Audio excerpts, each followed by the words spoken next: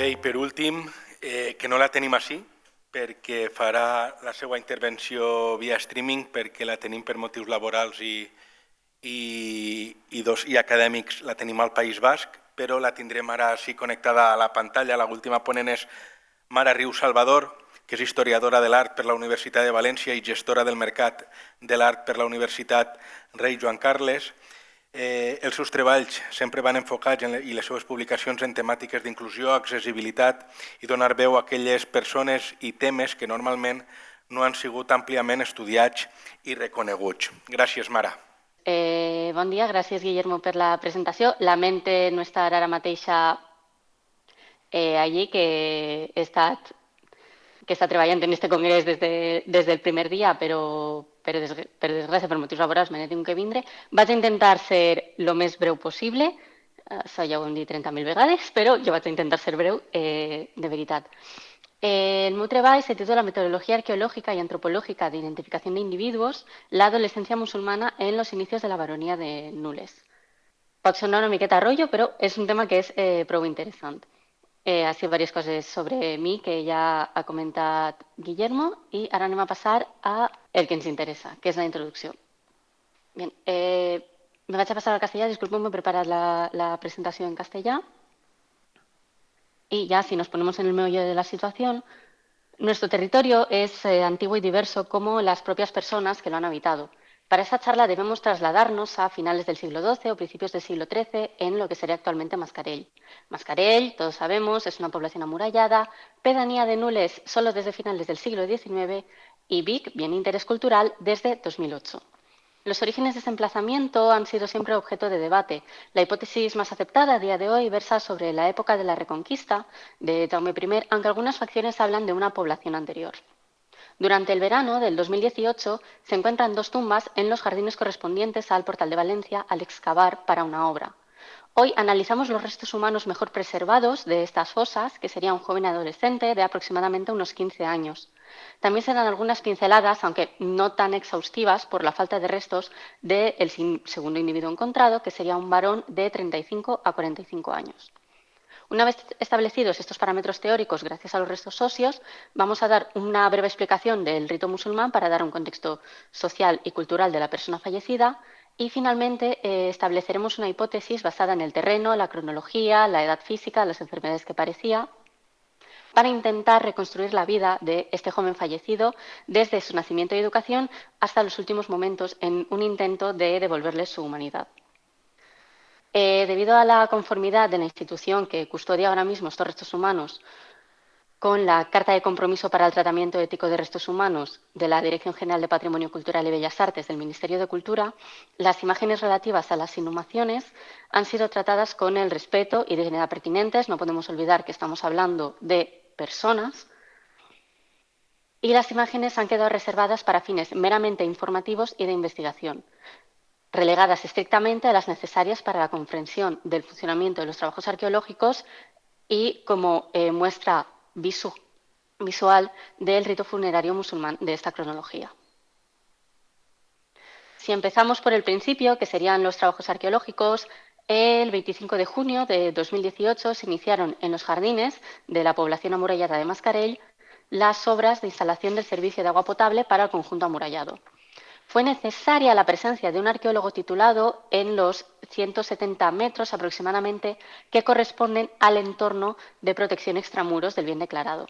Por si no lo sabéis, todo bien y sitio protegido entiende la protección del recinto propiamente dicho, pero también de una zona de más o menos extensión alrededor para evitar modificaciones grandes del entorno o proteger posibles hallazgos futuros. Los trabajos arqueológicos realizados por el equipo siguieron lo que se llama comúnmente la matriz o matrix, depende de a quién le preguntes, de Harris, que se trata de exponer los diferentes estratos o capas superpuestas de un yacimiento arqueológico y relacionarlas para permitir una secuencia estratigráfica. O sea, ver las diferentes capas, cómo se van sobreponiendo entre sí, pero no solo de manera vertical, sino también de manera horizontal. Esto permite obtener de manera muy visual información sobre la modificación y el uso del terreno durante los siglos. Debido a que no se pudo encontrar la tubería de la instalación previa, para la conexión del agua, se buscó un itinerario alternativo. Para ello se realizaron 2 catas que dieron como resultado el descubrimiento de restos humanos en ambas catas. La primera cata, que se situaría en la unidad estratigráfica número 10, y la cata número 2, situada en la unidad estratigráfica número 11. En la cata 1, tras excavar aproximadamente unos 55 centímetros, salió a la luz un cráneo humano que se vio dañado, lo veremos posteriormente en una fotografía, por la propia maquinaria de la obra. Entonces se procedió a la excavación y la extracción de los restos de manera manual. Ya os avanzo que lo que se pudo descubrir fue un esqueleto completo de un ser humano. La cata ocupó cerca de unos 7 metros cuadrados y junto al cuerpo se encontraron cerámicas ibero-romanas y andalusíes. Acompañaron también el cuerpo en lo que Samper Lasso, que no lo he dicho, pero es el nombre del arqueólogo que estuvo trabajando, intuye sería una manifestación, aunque con reservas, del rito musulmán. Se pudieron observar 2 guijarros de menos de 10 centímetros a la altura del fémur del individuo que ayudarían a que el difunto conservara su posición, porque la posición en el rito funerario musulmán es importante, lo veremos al final de la presentación. Por otro lado, en la cata número 2 se encontraron muchos menos fragmentos óseos y más dispersos por encontrarse en una zona de tierra que ya había sido removida y trabajada en el pasado, bien en siglos anteriores, bien en años anteriores. Se realizaron otras 2 catas buscando un recorrido alternativo, pero estas catas, que en el trabajo escrito hemos nombrado como cata 3 y cata 4, no son relevantes para lo que nos atañe a día de hoy, que es al final la identificación de individuos, porque no se encontraron restos óseos. Estamos hablando de catas, pero me gustaría aclarar que la cata es esa primera aproximación que permite hacerse a una idea de qué se puede encontrar la obra conforme avanza y así realizar una doble labor. Agilizar los proyectos de obra, porque siempre con las obras, siempre vamos con el tiempo pegado a los talones, y sobre todo darle un correcto trato, una contextualización adecuada y un ambiente de conservación propicio a lo que sea que se encuentre, bien sean restos, testimonios arquitectónicos, cerámicas, etc. Los trabajos de excavación, me gustaría recalcar que se realizaron en jornadas por lo minucioso de las extracciones. Al final son huesos y fragmentos de hueso muy pequeños que se tiene que ser muy minucioso en su extracción. Y también es importante que durante estas jornadas se proteja en los tiempos intermedios para evitar saqueos o accidentes. No queremos que nadie se caiga en una fosa. El equipo cubría la zona con plástico de burbujas, piedras y tierra que se retiraban al día siguiente para continuar con los trabajos. Las dimensiones totales de las zonas excavadas se van delimitando conforme se van destapando los restos de las inhumaciones y estas se rellenarían al final con arena para denotar un testigo de que la zona había sido intervenida.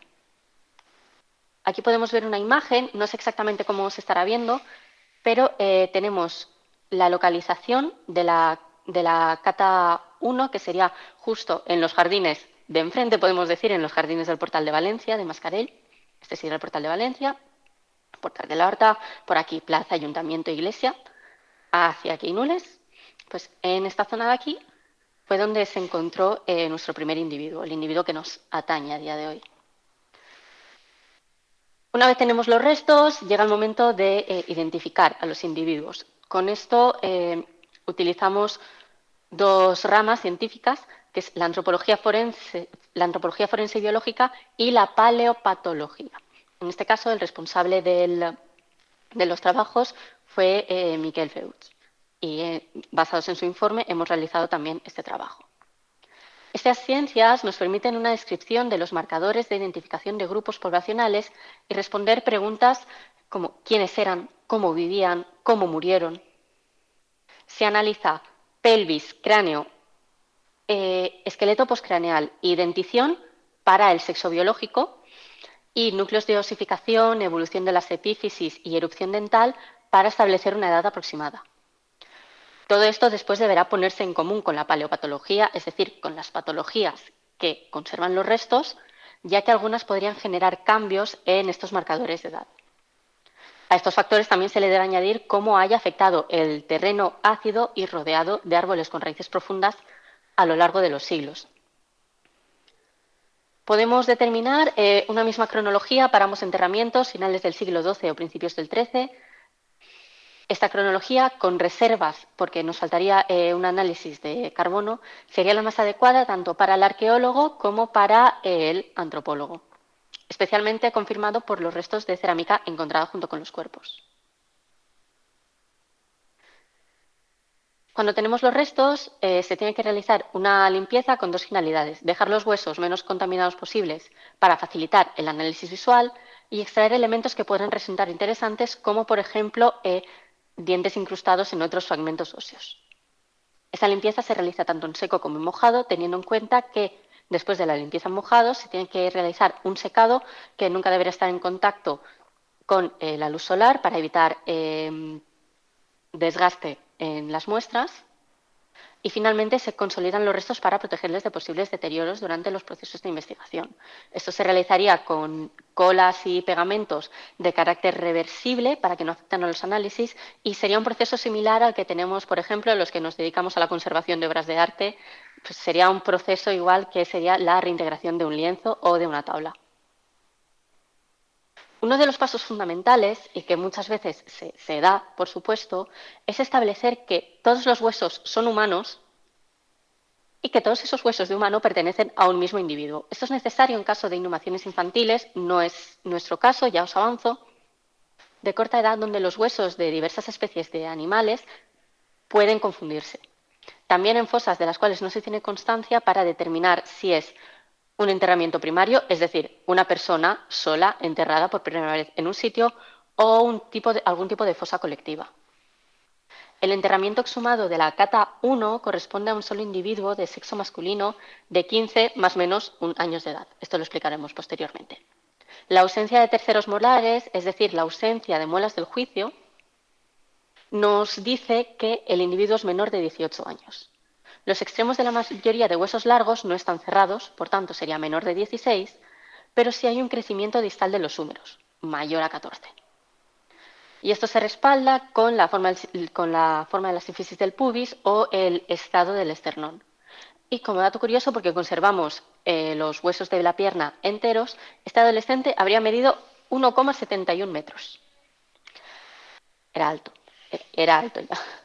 A nivel de patologías, el individuo de la cata 1 presentaría criba femoral, esto sería pequeños puntos o agujeros en el cuello del fémur, y que se relacionaría con un déficit de hierro, una anemia ferropénica del libro, o un síndrome de malnutrición malabsorción, causado o no por parasitosis intestinal. No podemos saberlo de momento. También, como posible muestra de nutrición deficiente, se encuentra una deformidad en el valgo o una desalineación de tibias a causa de falta de vitamina D, falta de calcio o ambas. Por dar una pincelada, como hemos dicho, del individuo de la cata 2, corresponde a un solo individuo de sexo masculino de entre 35 y 45 años de edad, que presenta una fractura en el hueso femoral que podría corresponder con una muerte violenta. También, gracias a lesiones óseas de los pocos restos que conservamos de este individuo, se ha podido diagnosticar paludismo. El paludismo o malaria es una enfermedad infecciosa transmitida por mosquitos, lo cual encajaría en la situación geográfica de Mascarell. Al final, Nules, Moncofa, Mascarell, zonas rodeadas de muchas masas de agua, zonas donde los mosquitos nos invaden cada año y estamos un poco hartos. Vale, ahora que cargue la diapositiva, perfecto. Esta sería la imagen que os quiero mostrar de nuestro individuo adolescente. Podemos ver los daños en el cráneo que fueron provocados por la máquina en el momento del descubrimiento de los restos. Podemos ver que está tumbado de cúbito lateral derecho y vemos esta pequeña flechita de aquí, blanca. No sé si ahora mismo en pantalla la podréis apreciar bien, justo al lado de la etiqueta. Esta flecha nos indicaría el norte. Ahora, cuando hablemos del rito funerario musulmán, entenderemos por qué es importante tener una referencia de dónde está el norte. La forma de los enterramientos ha sido determinante para discernir los factores culturales y cronológicos. En este caso, es posible relacionar la inhumación de la cata 1 con el rito funerario o rito de enterramiento musulmán. Este rito consiste en envolver al difunto en mortajas para posteriormente colocarlo en posición de cúbito lateral derecho con el rostro apuntando hacia la Meca en dirección este, sureste. Como vemos aquí, si esto es el norte, esto es el sur, más o menos. Claro, el este quedaría por aquí, pues este sureste a unos 112 grados.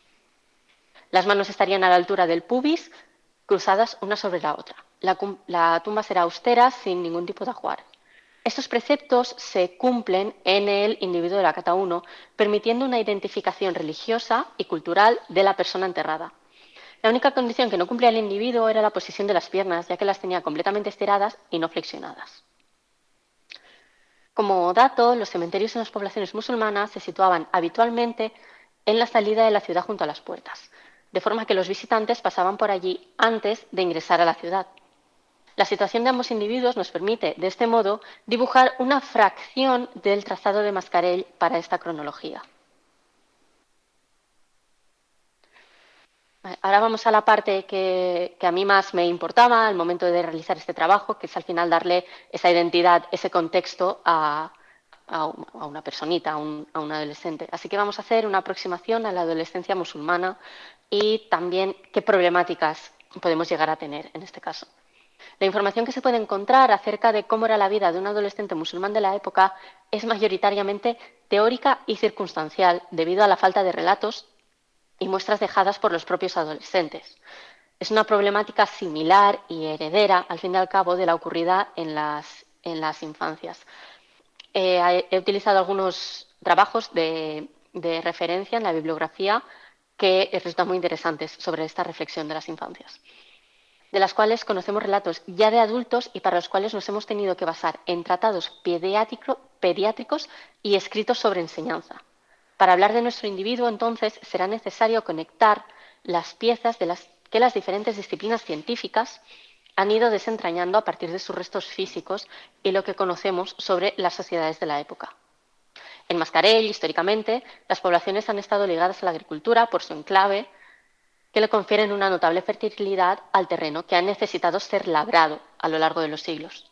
Es precisamente esa carga de trabajo y la lejanía a núcleos poblacionales de mayor tamaño lo que acrecienta la necesidad de colaboración y trabajo de todos los estratos, géneros y generaciones de la población. Y por ello, incluso niños a temprana edad podían empezar a trabajar.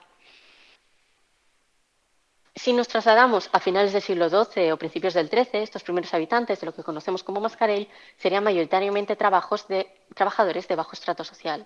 Teniendo en cuenta esta hipótesis, porque recordemos que siempre hablamos en cuanto a hipótesis, y siguiendo el dictamen del análisis forense del individuo adolescente de la cata 1, respecto a las enfermedades relacionadas con una alimentación deficiente y falta de vitaminas y nutrientes, podemos concluir que el difunto era uno de esos niños, jóvenes adolescentes que no podría permitirse asistir a clases de primaria y mucho menos secundaria o superior, ligadas a estratos más altos de la sociedad.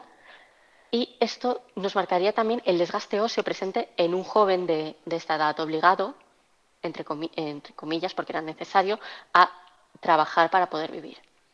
Como los marcadores forenses marcan la edad del individuo en 15 más menos 1 año, es decir, 15 años con un margen de error de 1 año arriba o abajo, podemos asumir que el individuo habría llegado muy probablemente a la mayoría de edad. Esta mayoría de edad estaba establecida a los 15 años, tanto en hombres como en mujeres, y marcaba el inicio de la vida social, religiosa y les permitía contraer matrimonio.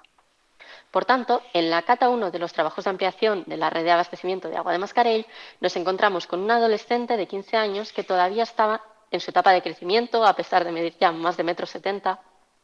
Durante su vida, muy probablemente, no tuvo acceso a educación o se quedó en las primeras etapas de la enseñanza primaria, ya que eso estaba reservado, como hemos dicho, para posiciones más privilegiadas. También tuvo problemas debido a una pobre alimentación, especialmente la falta de calcio y vitaminas, que llegaron incluso a deformarle los huesos, esa deformidad del valgo, ese deterioro de las tibias que hemos estado comentando. Y esas deformidades se vieron agudizadas también por la presencia de patologías infecciosas. Concluimos entonces que, a pesar de su corta vida, este individuo vivió en condiciones muy complicadas que le llevaron a una muerte temprana como consecuencia. Finalmente, para terminar, con unas conclusiones, gracias a la convergencia de diferentes disciplinas, un hallazgo fortuito de 2 tumbas durante las obras de la red de agua potable pueden dar luz sobre los habitantes de la incipiente Mascarell de los siglos XII y XIII.